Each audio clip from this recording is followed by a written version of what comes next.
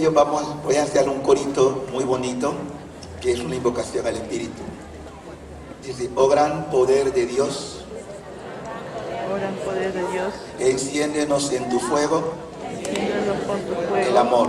el Oh amor, Espíritu, que viene de lo alto, llénanos de Dios. llénanos de Dios, Oh Espíritu, oh Espíritu, óleo santo, óleo santo, úngenos úngenos en el amor. en el amor. Y la música es: oh gran poder de Dios, enciéndenos en tu fuego, el amor.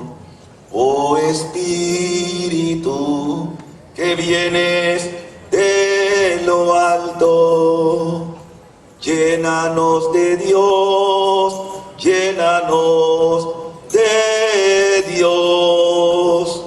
Oh Espíritu, óleo santo, úngenos en el amor. Voy a repetirlo otra vez, que le quede grabada y un recuerdo para que lo puedan ustedes también usar en los grupos de oración y en la asamblea. Otra vez. Oh gran poder de Dios, enciéndenos en tu fuego, el amor. Oh Espíritu, que vienes de lo alto, llénanos de Dios, llénanos de Dios. Oh Espíritu, óleo santo, úngenos en el amor. ¿La grabaron?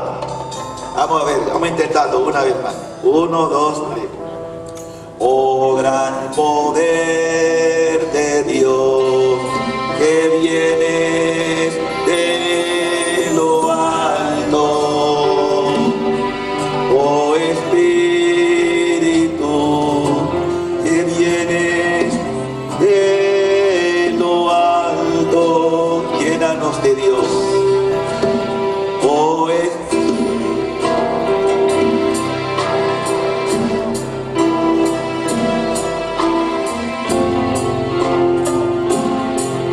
Espíritu, oh Espíritu, óleo santo, úngenos en el amor, úngenos en el amor. Muy bien, ahora sí le pido al ministerio que nos introduzca para poder llevar este último tema antes de la misa.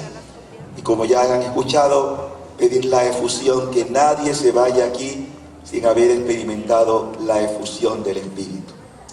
Vamos con un canto preparándonos para ello.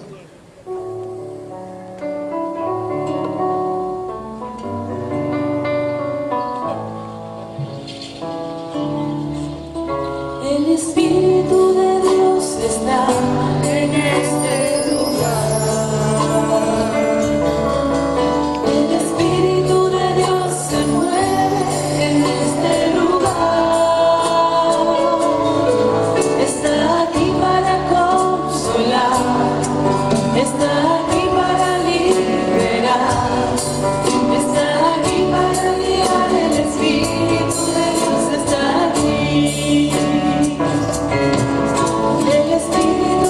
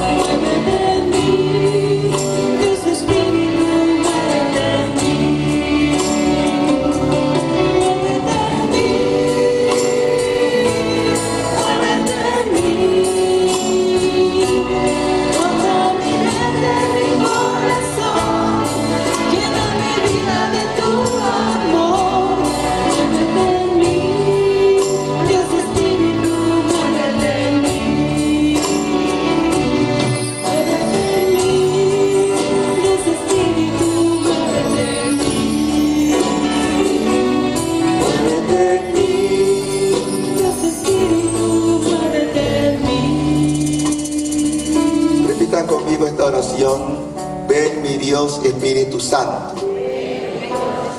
A través de la poderosa intercesión del corazón inmaculado de María, tu amadísima esposa.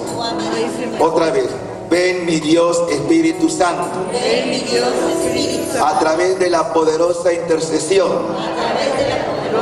del corazón inmaculado de María, tu amadísima esposa. Ven mi Dios Espíritu Santo. A través de la poderosa intercesión del corazón inmaculado de María, tu amadísima esposa. Nos cubrimos con la sangre de Cristo en el nombre del Padre, y del Hijo, y del Espíritu Santo. Paz y alegría me responden en Jesús y María. Paz y alegría. En Jesús y María. Paz y alegría. En Jesús y María. Paz y alegría. En Jesús y María. Que viva el corazón de Jesús. Que viva el corazón de María. Un aplauso a los dos corazones de Jesús y de María. Bien, voy a contarle primero mi testimonio de Pentecostés hace más de 45 años. Cuando me invitaron por primera vez a un retiro carismático, yo estaba en el seminario. Yo vengo pues de un ambiente en donde conocí el protestantismo. No es que era protestante, pero conocí a los pentecostales porque tenía familiares de la iglesia evangélica, la iglesia bautista. Cuando era niño, pues me tocó ir a los cultos. Repito, no es que era de esa religión, porque mi madre siempre fue muy observante en la vida católica, y todos los domingos íbamos religiosamente a la misa siendo niño. Ya le conté parte después de ese desvío que tuve, y que el Señor me rescató en una situación muy terrible de vicio, y desde que entregué mi corazón jamás he mirado para atrás. O sea que nunca he tenido duda de mi ministerio. Pero no tenía todavía esa experiencia que llamamos bautismo en el Espíritu. ¿Qué es el bautismo del Espíritu? Después ustedes se van a dar cuenta de que también en la primitiva comunidad había una confusión del bautismo de Juan y bautismo del Espíritu. Eran dos formas de mirar que no congeniaban, y después explicaré por qué. Pero continúo algo de mi experiencia personal. Me invitaron a un retiro, siendo seminarista, a un sacerdote que en paz descanse, muy carismático, que nos invitó a participar de esas asambleas. Y a mí me resultaba muy extraño, porque los católicos no éramos de expresarnos abiertamente con gestos como levantar la mano, decir gloria a Dios. No, yo vengo de la tradición de una iglesia católica que era muy metódica, buena, no es que fuera mala, pero para los que éramos niños y jóvenes nos resultaba un poco, voy a decirlo con honestidad, un poco aburrido. Si para ustedes, bueno, los que conocimos algo de la misa de latín, que era de espaldas, no sé si los que son más de 70 años quizás pueden recordar, entonces la mayoría de la gente, mientras el cura celebraba, ¿qué hacía? Dios te salve María, llena de gracia, el Señor es contigo, bendita tú. Dios te salve María. Rezaba en el rosario porque la misa era en latín. O sea, la mayoría de la gente no entendía el latín, ya al momento de la comunión. Y los cantos también eran preciosos, pero correspondían a una época. Yo no sé si aquí ustedes cantaban esto, pero lo que eran de mi barrio, de mi diócesis, habían cantos que venían de España, muy bonitos, pero un poquito, por ejemplo, vayamos jubilosos al altar de Dios, al altar nos comunica su verdad y su justicia, a ofrecer el sacrificio que nos da gloria infinita. Bonito, pero recuerden que éramos jóvenes, niños, entonces uno esperar ahí que otros cantos, por ejemplo, juntos como hermanos. No que sean malos, yo no estoy diciendo no, pero no correspondía a lo que estábamos en un proceso.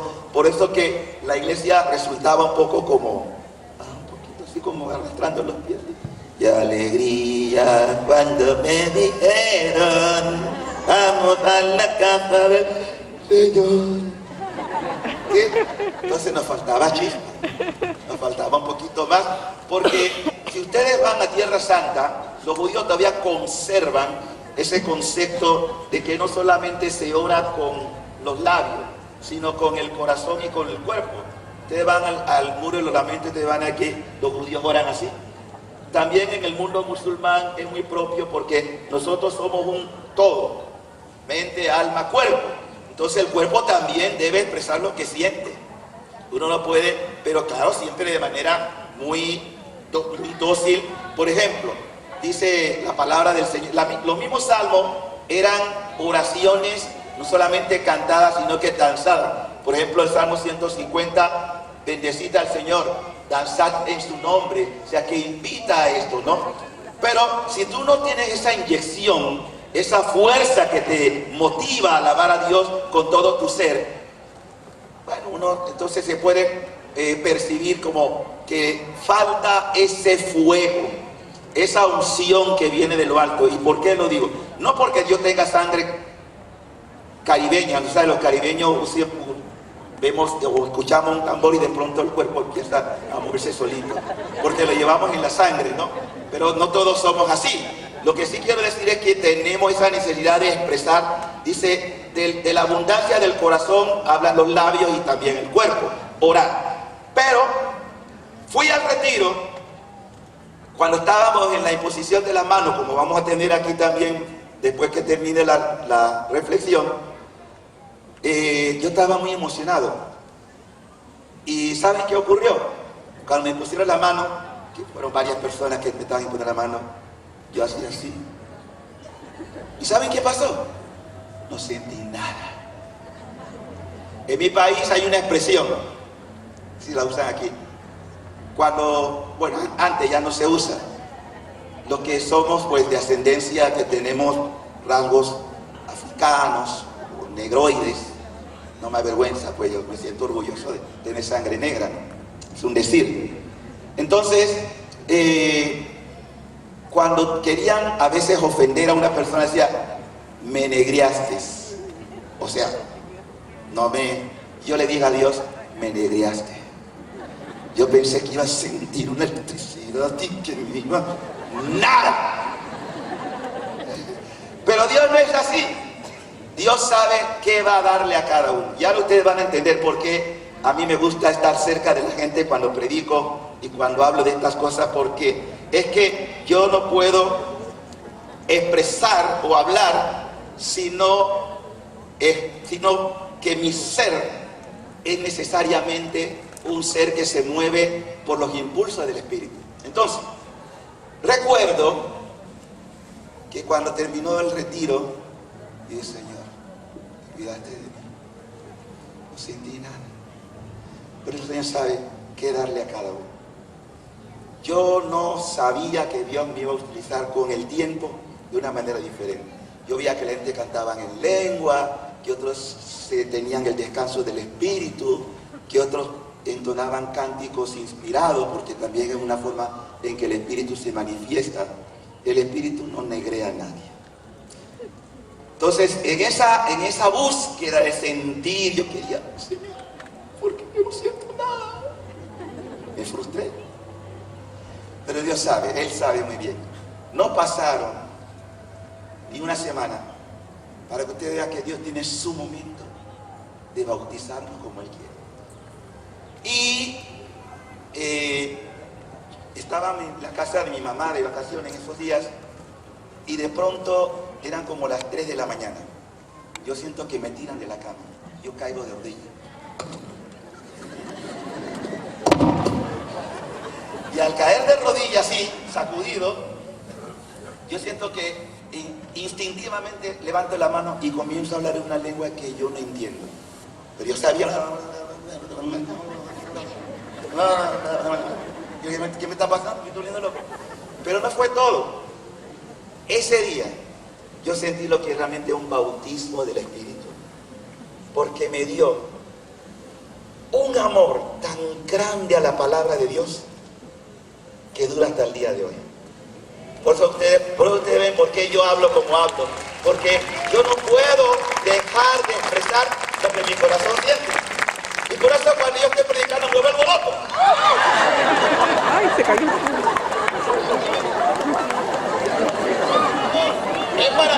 Es para que ustedes entiendan que no puedo reprimir lo que siento cuando me toca el Espíritu Santo. ¡Aleluya! ¿Entienden? Gloria a Dios. Que eso es fuego. Y Él da a cada uno lo que tiene y lo que le corresponde. A mí me tocó la locura de predicar. Esa es la locura, la santa locura que me tiene loco. Estoy locamente enamorado de Jesús y me mueven las entrañas. Por eso no me pongan a decir, Padre, predique, pórtense bien, ámense los unos a los otros. Yo tengo que sentir que me lo estoy diciendo a mí mismo. Pero al decirlo a sí mismo, no puedo callar lo que vivo. Si ustedes pudieran entender lo que yo estoy sintiendo mientras les hablo. Pero es una cosa muy personal. Por eso el Señor, sin saber, me iba llevando y me ha llevado. Ya yo perdí la cuenta de los países que me ha tocado predicar. Hasta en Europa. Y soy el mismo. O sea, yo no cambio. O sea, mi forma de sentir y de transmitir el Espíritu. Por eso que cuando el Señor nos dio la oportunidad, que tampoco pensé que esto iba a pasar a ustedes, se fijan que yo tengo este hábito, yo no lo inventé. Yo no sabía, porque como dice una canción que creo que ustedes la han escuchado, cuanto más te conozco, quiero saber más de ti. Canto precioso. Y cuanto más he ido conociendo al Señor, más locamente me enamoro. Entonces, cuando ya me ordenan sacerdote, el Señor, le cuento esto porque es una historia hermosa. Por eso empezamos un grupo de oración, y eso lo digo por experiencia. No bastan los grupos de oración que solo se reúnen en oración. Eso está bien, claro que sí. Pero la oración tiene que llevarte a la acción. Un grupo de oración que no tiene acción, hay que cuestionarlo. Porque el Señor, una de las cosas que hace Jesús cuando reciben el Espíritu Santo es una orden. Vayan y evangelicen. O sea, que los carismáticos todos deben ser evangelizadores en potencia. No estoy hablando solamente porque no confundan predicación con testimonio. El testimonio, la predicación tiene varias maneras de darse. No solamente como lo estoy haciendo yo con ustedes ahora, sino ser testigo de lo que creemos, de un Dios que está vivo, no un Dios que está muerto. Y cada uno de ustedes puede hacerlo en el ámbito que le corresponde. Por ejemplo, hoy uno de los medios de evangelización poderosos son los medios de comunicación social. Yo no pensé nunca yo iba a estar en una televisora a nivel internacional como es EWTN, fundada por Madre Teresa, Madre Angélica. Yo no pensé eso. Di que iba a estar allí. Pero el Señor me hizo ver que yo tenía que estar incursionando en todos los medios que pueda. Yo no soy nada tecnológico. Eso se lo dejo a los jóvenes que vienen haciendo. Pero la pregunta es, tú joven o tu hermano, que te mueves en los medios de difusión masiva como son las redes sociales, ¿lo pones al servicio de Cristo? ¿O te da vergüenza? ¿O te causa cierto, diríamos, miedo de darte a conocer? Si alguno se avergüenza de mí, en esta generación perversa, yo también me voy a avergonzar cuando venga a pedir cuenta. Así que como yo no quiero que Cristo se avergüence de mí, yo no me avergüenzo de predicarlo, aunque me digan loco, y eso me ha costado muchas cosas. Bueno, santa locura en el Espíritu Santo, aleluya. Y me siento contento de ser un loco de Cristo. ¿Cuántos están enamorados y locamente de Cristo? Entonces no se avergüence de él, testifique, y para eso necesitamos la unción del Espíritu. Dije que en la primitiva comunidad había un problema, porque confundían el bautismo de Juan como el bautismo del Espíritu. No es lo mismo. Y ahora vamos a ver algunos textos donde se habla claramente de que algunos ni siquiera habían oído hablar del Espíritu Santo. Y todavía hoy, en la Iglesia Católica tenemos un problema, yo no sé aquí cómo será, pero en mi país sí, de que muchos jóvenes se inscriben en la confirmación y después que reciben el sacramento, es como si le hubieran echado un detergente, ya no vuelven a manifestarse como cristianos. La pregunta es, ¿realmente recibieron el Espíritu Santo? O sea, claro que sí, pero ¿qué ocurrió? La experiencia personal. O sea, se necesita una experiencia vivencial, porque es un problema serio con la juventud hoy en día, de lo que se confirma. Yo no sé cómo está pasando esto acá, pero en mi país sí. Muchos jóvenes van, quizás porque lo imponen, pero entonces es allí donde tú te das cuenta que le falta la experiencia personal del Espíritu Santo. Y es aquí donde la renovación, ese es un trabajo que tenemos que hacer. Es decir, ¿y qué es la experiencia personal?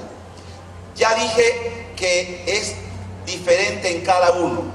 En mí, el amor que siento por las cosas de Jesús. ¡Ay de mí si no predico!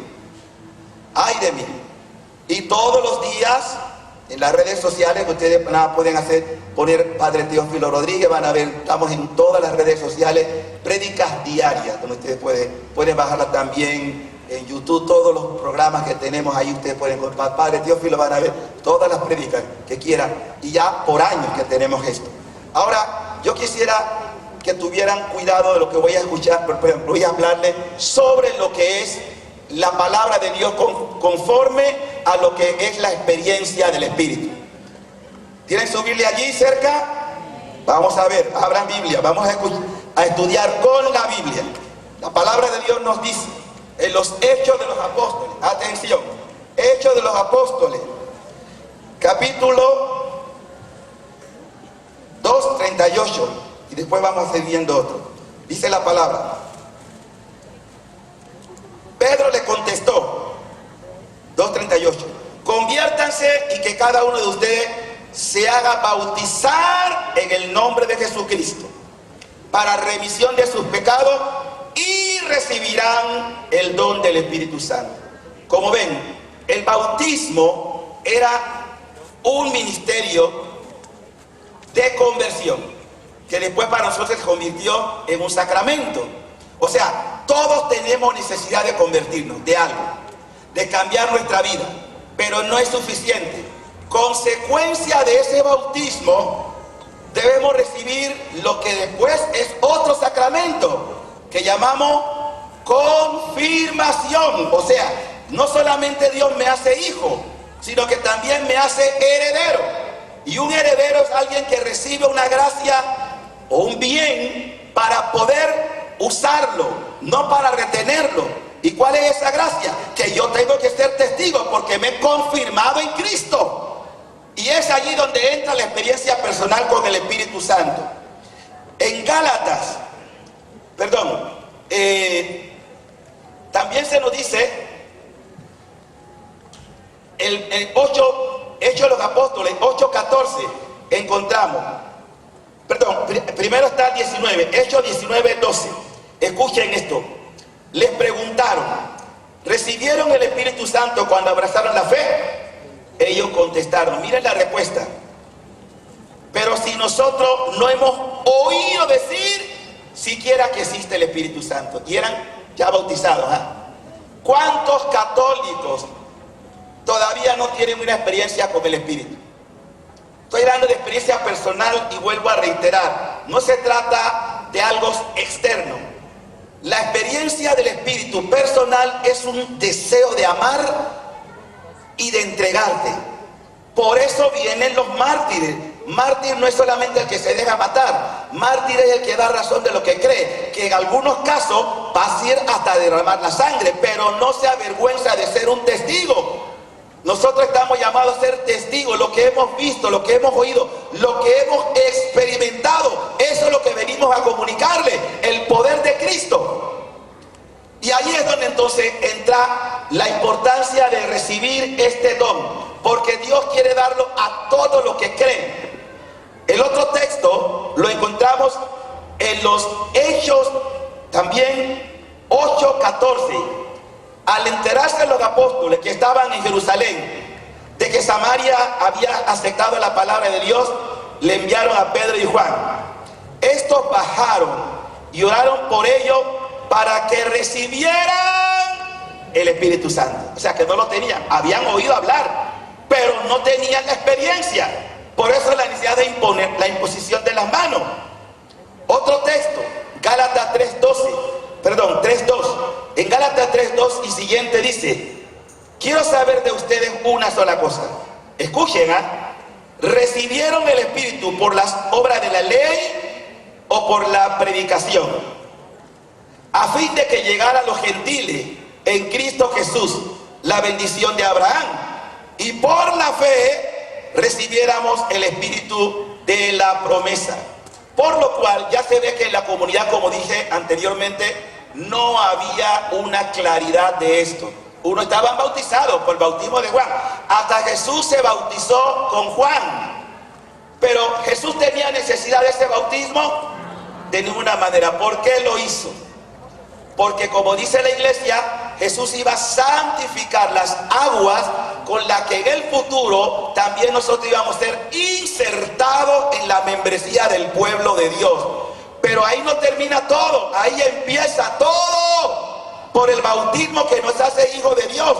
Pero después tenemos que ser testigos, y el testigo es el que tiene la experiencia personal con el Espíritu Santo para testificar. Aunque eso implique muerte, persecución, no importa, pero ya como tú tienes la presencia de Dios en tu vida, ya no te avergüenza de Él. Ay de mí si no anuncio la palabra de Dios. Pablo también tuvo ese bautismo. Acuérdense que Pablo, camino a Damasco, perseguía a los cristianos, y cuando él se derriba o es derribado, Pablo quedó ciego 3 días. Toda la simbología del misterio de la muerte y resurrección de Cristo, 3 días en el sepulcro, o sea, en la ceguera espiritual. Pero al tercer día el Señor manda a Ananías que vaya a verlo y le imponga las manos. Ananías, dice la palabra, que tenía cierto reparo porque sabía que este hombre perseguía a los cristianos. Dice: no, él va a ser un siervo mío que va a extender la palabra. Y le impone las manos, se le caen. ¿Y qué recibe Pablo ahí? El bautismo del Espíritu. O sea, ahí recibe el bautismo, o sea, del Espíritu. ¿Ven? La conversión que ya ha experimentado en esos 3 días de oscuridad, ahora viene la fuerza del Espíritu. Y Pablo se convierte en el gran misionero de la primitiva iglesia. Quiero dejar esto sentado. Ustedes pueden tener la experiencia del Espíritu en cualquier momento. Estoy hablando de experiencia vivencial o personal. No tiene que ser como yo la recibí. Dios da a cada uno lo que siente, pero sí hay algo que es igual para todos. Y eso sí lo sé por experiencia también. Cuando tú recibes el Espíritu, te enamoras tremendamente de Dios. Ya no puedes estar sin Él. Ya tu vida se convierte en una necesidad. Ya tú sientes necesidad. Por ejemplo, yo como sacerdote sé la importancia de la vida de oración. Y ya mi cuerpo y mi alma se ha acostumbrado matemáticamente. No es que yo ya lo haya dispuesto, sino que el Señor me ha hecho saber la necesidad de orar. Y todos los días, automáticamente, a que me encuentre a la medianoche, a las 3 de la mañana, tengo que estar de rodillas, orando. ¿Quién hace eso? El Espíritu. O sea, ya es una norma. Yo puedo estar hasta 2 horas de sueño, pero a las 3 de la mañana, de manera exacta, tengo que estar a los pies del Señor. Y en ese tiempo, hasta las 5:30 de la mañana, que es cuando celebro la primera misa en mi comunidad, entonces es allí cuando ya todo ese rato, en ese tiempo, me rezo los 4 misterios del rosario. Nadie me lo ha impuesto, es una necesidad. Porque si yo no me alimento de Dios, ¿cómo voy a comunicar a Dios? Si yo no estoy en intimidad con Él, ¿cómo voy a dar a conocer lo que estoy viviendo? Y así entonces quiero hablar un poquito como testimonio de la experiencia de la comunidad. ¿Por qué la comunidad? Porque ahí el Señor nos habló, como dije al principio, no basta la oración. La oración tiene que llevarnos a la práctica de obra. Les advierto lo siguiente: todos ustedes van a morir, ¿verdad? ¿Sí o no? Sí. ¿Tú estás preparado para ese día? Pues tenía que prepararse ya. No, en serio. He predicado encuentros carismáticos donde así como estoy hablando a ustedes, no lo voy a hacer aquí porque no quiero que ustedes después me acusen, el padre me mató. Pero no, en serio, en encuentro carismático, ¿quiénes de ustedes están preparados para morir? No levanten la mano, pues no me pongan a mí en pena. Una persona levantó la mano, ese mismo día en la noche fue atropellado por un vehículo, pero murió santamente, era un hombre de Dios, yo no tengo duda. Lo conocí personalmente, sé que era un hombre de Dios. La muerte nos puede sorprender en cualquier momento. Yo estoy aquí, el martes me toca volver a Panamá, yo no sé si me voy a morir en el avión. Cuando llegue, a mí me tiene sin cuidado cuándo, cómo y de qué manera voy a morir. De verdad que no me preocupa eso. Me preocupa no estar listo. ¿Qué significa estar listo? Cuando ustedes mueran, escúchenme bien, vamos a tener dos experiencias. La primera experiencia se llama el juicio particular. ¿Saben lo que es eso? El día que tú mueras donde ustedes mueran, el alma sale. Y el alma se mira, ve su cuerpo, y de pronto es atraído por una luz. Y en esa luz, Dios, así como estoy aquí, te presenta toda tu vida. Desde el momento que naciste hasta el momento que expiraste. Lo vas a ver todo. Lo bueno, lo malo, lo feo. Y como Dios no juzga, porque ya no juzgó, ¿saben que ya Dios nos juzgó a todos? El juicio de Dios es ese. En la cruz estábamos siendo juzgados. Cuando tú veas tu vida, escúchame, Dios te va a decir, según lo que tú miras, ¿qué tú crees que te merece? Como la persona está absorbida ante la luz de Dios y la verdad de Dios, y tú no puedes mentir, hay gente que en ese momento, en su juicio parcial, dice, ¡yo no te quiero! No quiero saber de ti. ¿Qué le toca? Infierno. El infierno existe y hay gente condenada.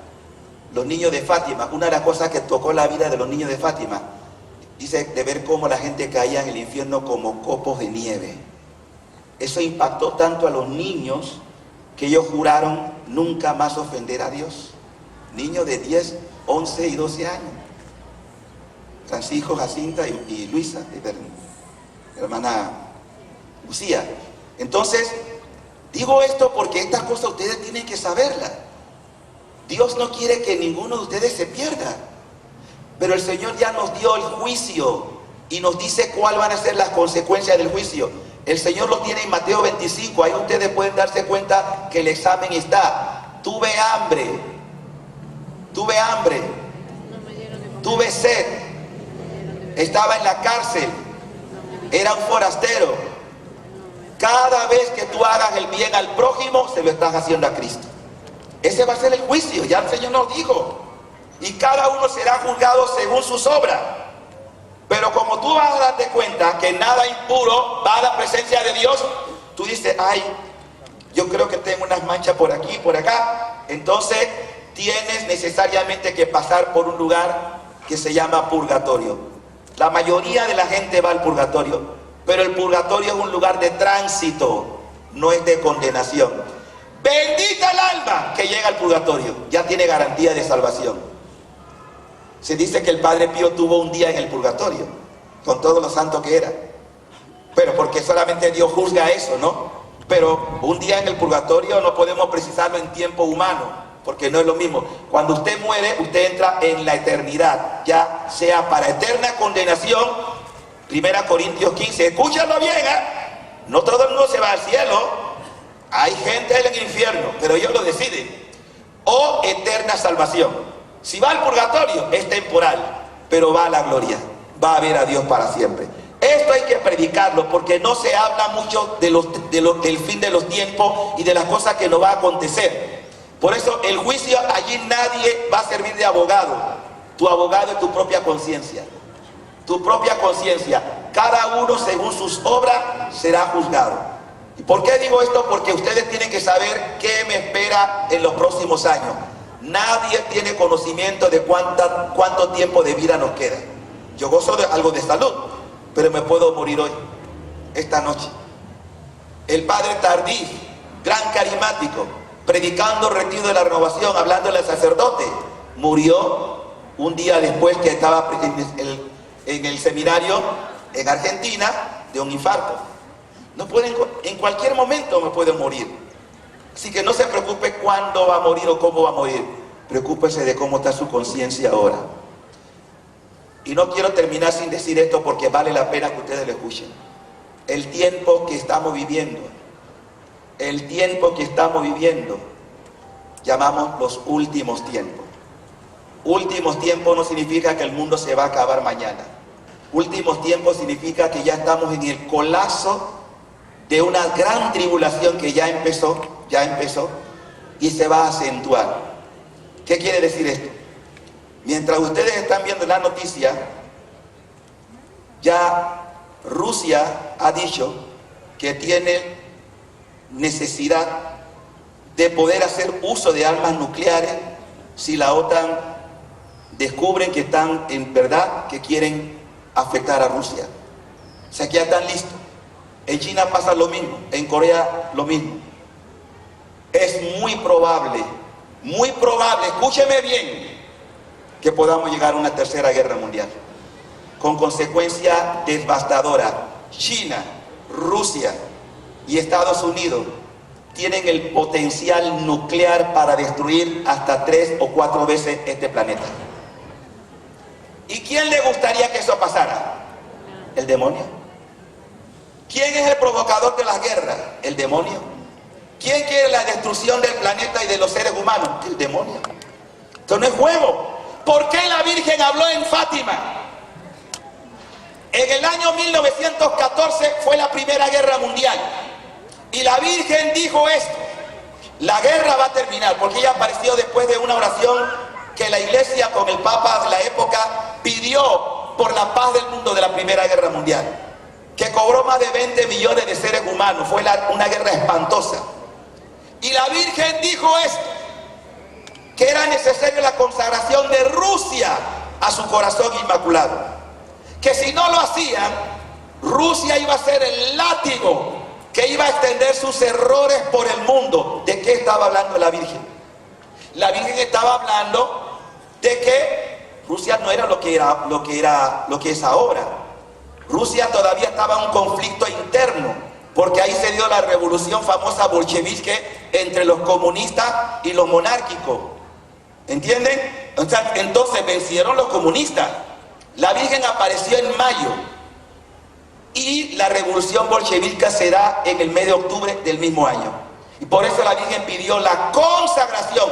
¿Y cuáles son los errores de Rusia? El primer error: Dios no existe. El marxismo: Dios no existe. Nosotros somos Dios. Pero no fue el único.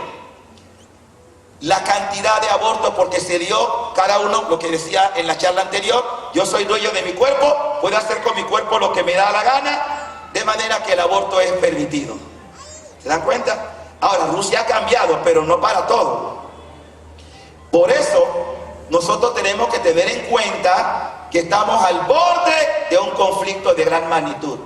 En la Segunda Guerra, miren, yo pregunto, las profecías, escúchenme, están siempre condicionadas. Han oído hablar de Noé, ¿verdad? La gente le hizo caso a Noé. ¿Y vino qué? ¿Cuántos murieron? No sabemos, pero cientos de personas murieron porque no le hicieron caso. Se burlaron de Noé. Ahora, hay otra historia en la Biblia. ¿Han oído hablar de Nínive? ¿Quién fue a Nínive? ¿Y fue de buena gana? Iba de mal gusto, porque Nínive era un país pagano. Dentro de 40 días Nínive será convertido. Los ninivitas, dice que el rey oyó la profecía y mandó a todo el mundo a ayunar. ¿Y qué pasó con Nínive? ¿Se destruyó? ¿Qué quiere decir eso? Las profecías están condicionadas. ¿Condicionadas a qué? Al cambio de vida. Oye, cambien su vida, por Dios. Dios no se complace en castigar. El castigo es fruto de nuestra desobediencia a Dios. Por eso, si ustedes no lo saben, la Virgen María, escúchenme bien, y va a venir otro Pentecostés.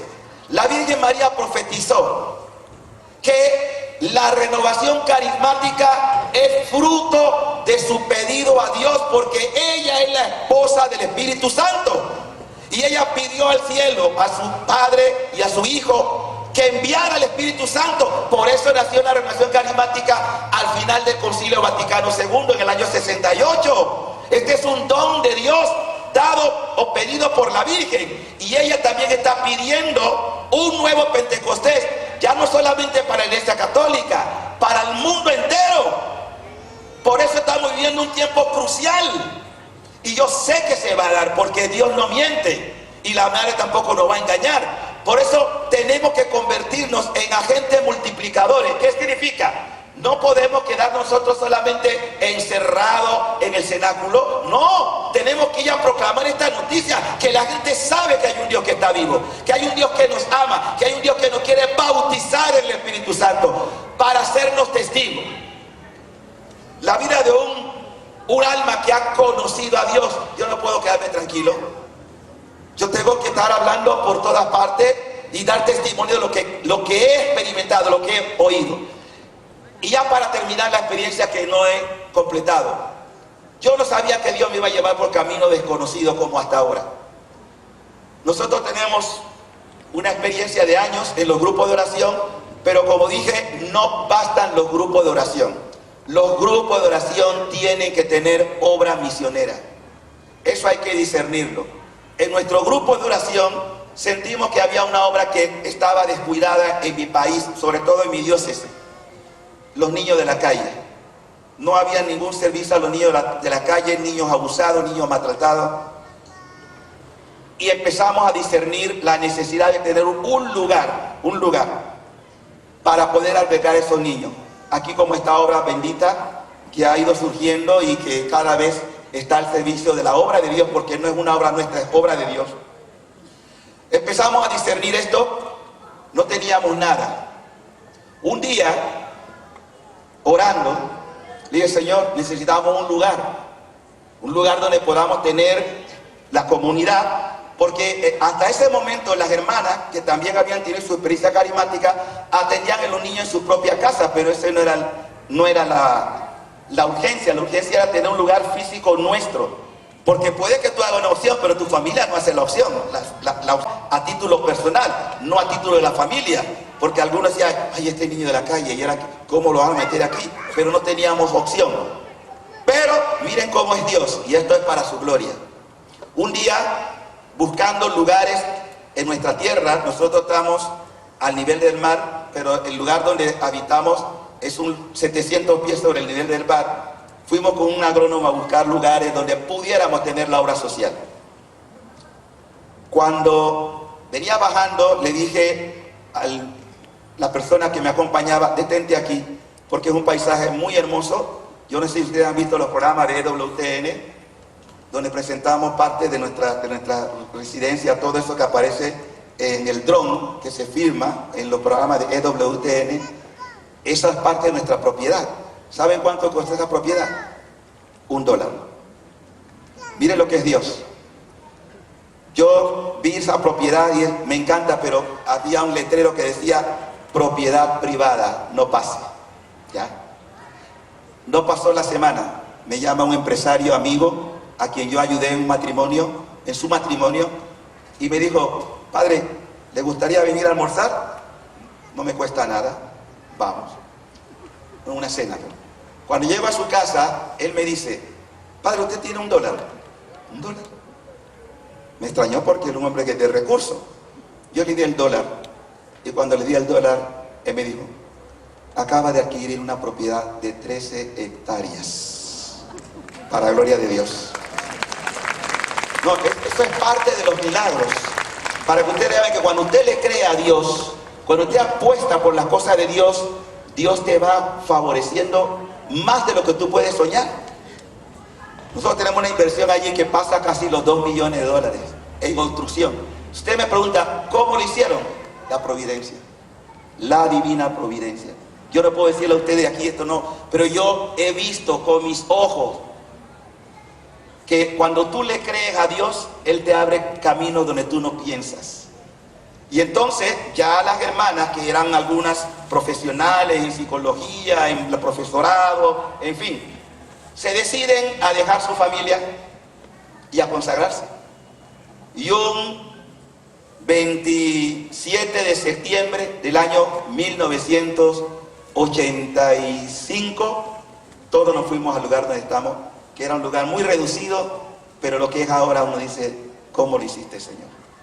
Y así nos consagramos entonces a los dos corazones, corazón de Jesús, y el centro de estos dos corazones es la Eucaristía, porque María, Madre de Jesús y Madre nuestra, también cuando ustedes comulgan está presente la Virgen, siempre acompañándola, aunque ustedes no la vean ni la sientan, ella está allí, ¿sí?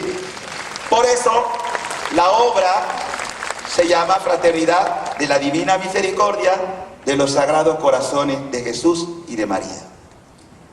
Y las experiencias han sido extraordinarias. Sí, yo podía pasar toda la tarde hablándole de testimonio, pero ese no es el propósito.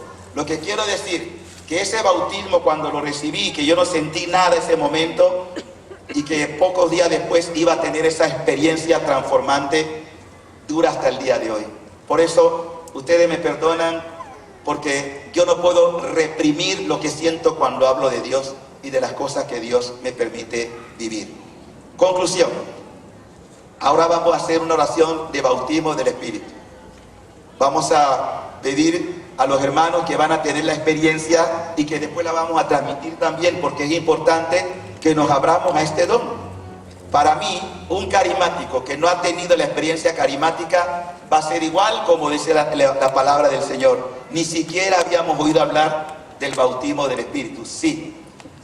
Quiero contar también algo del testimonio del Padre Tardif. ¿Quiénes conocieran al Padre Tardif? O mejor dicho, ¿quién no lo conoció? La mayoría. Para mí es uno de los sacerdotes más extraordinarios en la forma como Dios lo utilizó en su ministerio sacerdotal. El carisma, él era la curación, no la predicación. Predicaba, pero no como predica el Padre Teófilo como un loco. Pero era un hombre muy sencillo, muy tranquilo, pero el don de curación, a mí me tocó ver los milagros físicamente en los encuentros con el Padre Tardif. Pero lo que mucha gente ignora es que el Padre Tardif no siempre fue carismático. Él mismo lo cuenta en su testimonio, él odiaba a los carismáticos, porque hay mucha gente que no le gusta ver esa levantada de mano, esa lanzadera y ese cantar. No, eso no. Hay gente que es más tradicional. Vayamos jubiloso al altar de Dios. Ay, como hay muchos que ya están dormidos, están en el don del descanso. Muchos tienen el don del descanso. Hermano, hermana, vamos a tener un bautizo. Y cuando ese bautizo se da o se experimenta, el esqueleto y el cuerpo se activa como la electricidad. ¡Aleluya! Ese cuerpo, esa alma, porque yo no puedo alabar a Dios solamente con mis labios, sino con mi alma, con mi cuerpo, con todo lo que tengo, con todo lo que soy, con toda mi potencia. Y el Padre Tardif, que hablaba de los carismáticos como gente loca, tuvo la enfermedad de la tuberculosis. Estaba en Santo Domingo y ya para morir se fue a su país, porque él se fue con esa intención: ya no tengo nada que hacer acá, me voy a morir en Canadá. Y estando en el hospital, un grupo de carismáticos, esos locos carismáticos, visitando el hospital y orando por lo que quisieran que orara. La gente no sabía, los que fueron en ese grupo no sabían que era sacerdote, porque estaba en ropa de enfermo, pijama. Y entonces entra, le pide: ¿quiere que oremos por usted, Señor? Y él, siendo sacerdote, dice: bueno, como ya resignado, ya me voy a morir igual que me muera, que tenga la oración. Y esos locos carismáticos empezaron a ponerle las manos y a orar por el Padre, y el Padre. Pero antes de eso, miren cómo a veces nosotros le ponemos condiciones a Dios. Como la puerta estaba semiabierta, él tenía vergüenza de ver que laicos oraran por él. Los laicos no sabían que era cura. Dice: ay, por favor, cierren la puerta, sí. Porque nos apena las cosas de Dios. Aún siendo sacerdote nos puede apenar las cosas de Dios. Y el Padre Tardif cuenta que cuando esa puerta se cerró, ya el Espíritu Santo había entrado y los sacudió y lo sanó de la tuberculosis. Y a partir de allí, el padre Tardif empezó a hacer lo que después lo conocíamos como el gran sanador, pero Dios le dio ese don. De manera que a mí no me va a extrañar, padre, que después de hoy, varios de estos hermanos van a tener diversos dones. No se extraña, van a tener diversos dones. Porque Dios, cuando le abren el corazón, da a cada uno lo que necesita. Yo no puedo decir qué don le va a dar, porque eso no me toca a mí. Ese es Él el que decide. Pero sí puedo decir, díganlo conmigo, Dios no tiene hijos desgraciados, sino hijos agraciados. ¿Entendió eso? A ver cuántos se sienten agraciados. Mire, padre, cómo está la gente agradecida aquí. Entonces, díganlo conmigo en acto de fe. Yo salgo de aquí con bendición. Amén. Aleluya. Bueno, padre, usted dispone cómo va a ser esto. Vamos ya a prepararlo.